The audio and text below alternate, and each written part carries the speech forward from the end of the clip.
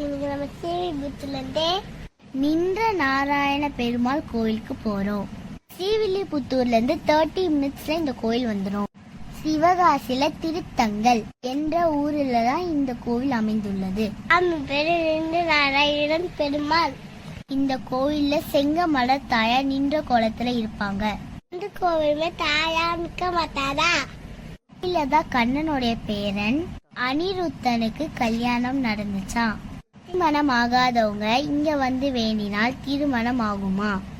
89வது திவ்ய தேசம். ரொம்ப அழகா இருக்காரே. இது ஒரு குடைவரை கோயில். இங்க வைகுண்ட ஏகாதசிக்கு சொர்க்கவாசல் ஜனவரி 10ஆம் தேதி திறப்பாங்க. இந்த கோவில்ல பாண்டிய மன்னன் நம்ம ராமாயணர் கூட இருக்காரு. இங்கிருந்து விமான சேவை பார்க்கலாம்.